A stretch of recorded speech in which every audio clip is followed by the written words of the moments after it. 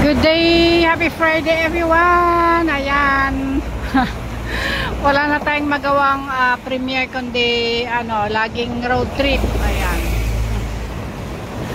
Nandito ako ngayon guys sa may tapat lang ng Kaitak. Ito yung ito na yung guys yung old airport dati. Nabanggit ko na last time, the first time na nag-arrive ako dito sa Hong Kong, 1990. Ayan, ito yung international airport ng Hong Kong. Ayan guys, nakikita natin. Ayan guys, ang international airport ng Hong Kong. Dahil nalipat na sa may Chep Lapkok. Ayan, siya nga pala, nag-aantay ako ng bus 16. So, eto na aking masakyang bus 16. Ayan, tayo ay may mag-road trip uli. Eto guys, ayan, eto marami siyang sakay na tao. Doon tayo sa taas para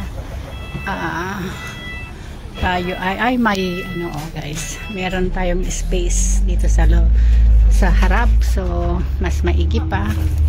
Tayo guys ay kapag video. So ayan guys, tatapos ako sa aking patuloy nga pala natin. Ayan guys, yung old airport dati. Ayan, so fully na siya, na-develop na siya. Ayan, kasi syempre airport, malaki ang airport. Ayan guys, ayan na ang old airport. Sa loob guys na tinatawag ng Kaitak Shopping Center, at marami ng mga nagawa sa loob-loob, at meron na rin yung the biggest na sports center ng Hong Kong. Ayan, so ayan guys, wala na yung dating old airport. Doon na rin guys yung Kaitak Cruise at yung airside na aking na-premiere na twice. Ayan, so nandito na tayo guys sa may stop ng Choi Hong. Ang Choi Hong guys is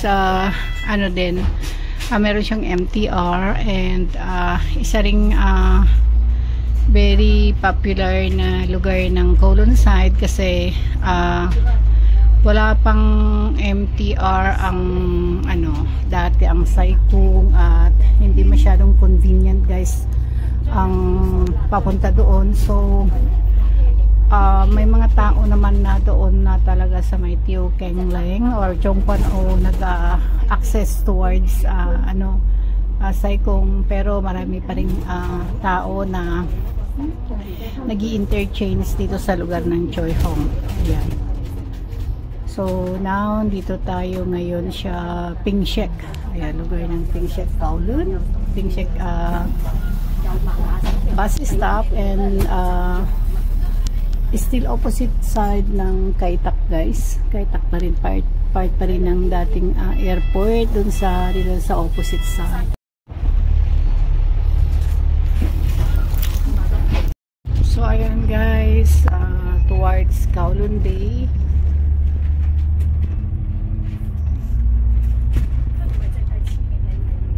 Ito lang siguro ang aking magawang mga ayan, ang ganda ng pagkagawa ng mga dito, mga highway. Ayan, multi-purpose ba, ayan, cross, ayan, ayun yung daanan ng train, daanan ng tao, daanan ng lulo ng mga sasakyan. Ayan guys, so welcome to Kowloon Bay. Ito na yung Kowloon Bay Station, at meron din Kowloon Bay shopping mall na tinatawag na Telford Plaza. Ayan.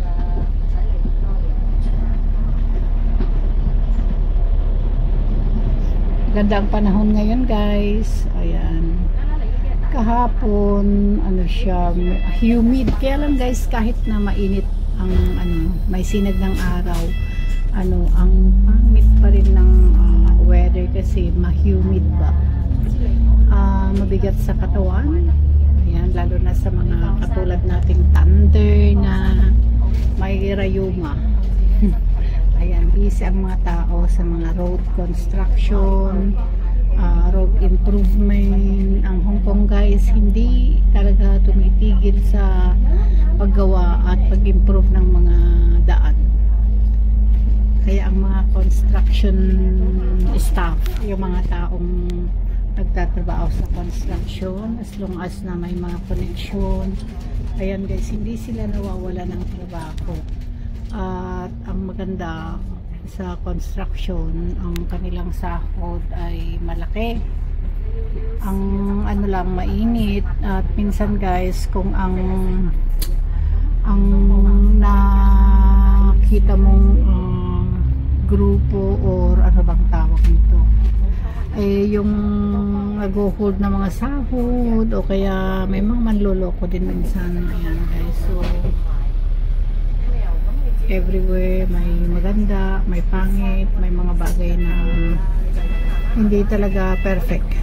Wala talagang perfect in this world.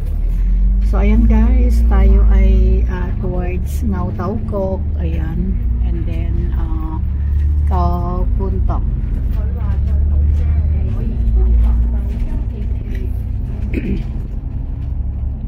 Ayan, ito yung Puntong Road. At lugar na iyan, nakita nyo Ngau Tau Kok. Ngau Tau Kok is maliit lang na place ng Hong Kong. Pero meron siyang sariling MTR stations. Ayan. Yun yung train. Tignan nyo yung train. Ayan. Baba ng train.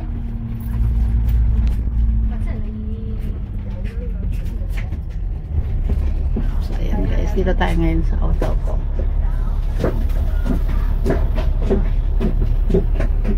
Magawas ka ng mga buildings.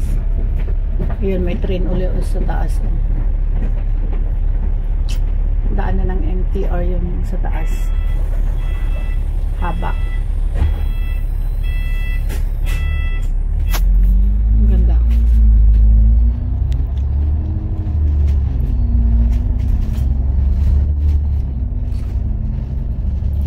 So araw-araw guys, Monday to Friday, ganito ang aking routine sa aking work. Pasok ako ng 7, tapos ako ng 9, and then transport ako sa papunta ng daycare center for 3 hours. Ayan, pag Monday to Friday busy. Ayan, Tuesday and Thursday may pahinga. Ayun, nagpapahinga talaga. Saka ginagawa ko rin yung mga gawaing bahay.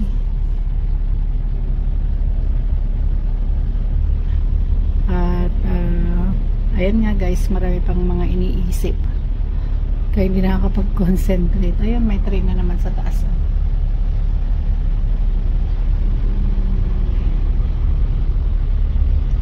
Haba ng train.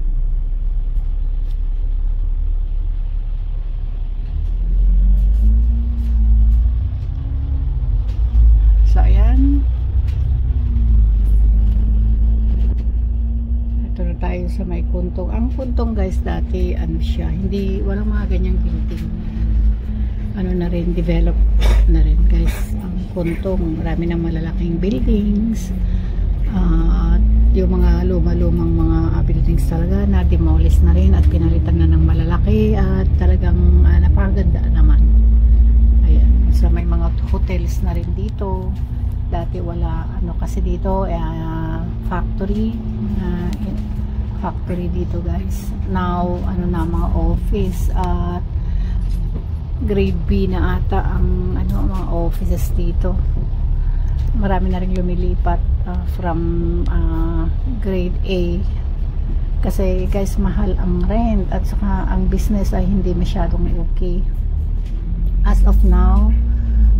Ang business talaga ay hindi pa rin tumataas, kundi bagos siya, bumababa pa. Yung marami pa rin nag-close, nagkakat ng mga staff kasi hindi na katulad ng dati ang Hong Kong.